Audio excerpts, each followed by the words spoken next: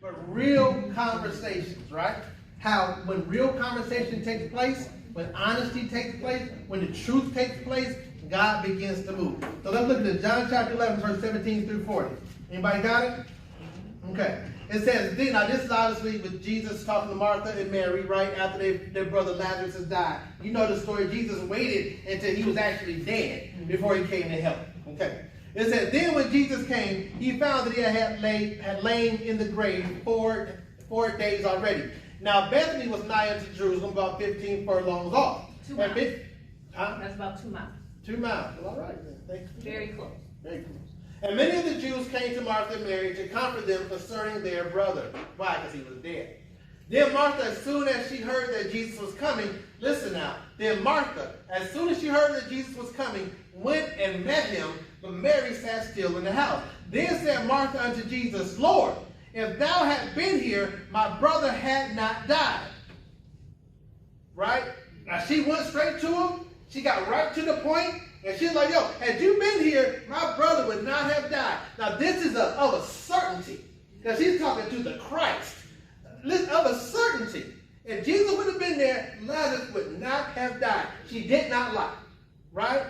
Verse 22. But I know that even now, whatsoever thou wilt ask of God, God will give it thee.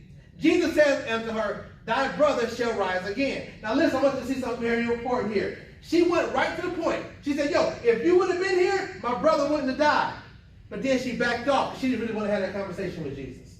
She wanted to tell him what she thought, but she didn't want to really talk about what she thought. She told him what was in her heart and what was in her mind. She gave him a piece of it. It's right. She gets right. So in other words, a real conversation is like playing catch. I send a message to you, you catch it.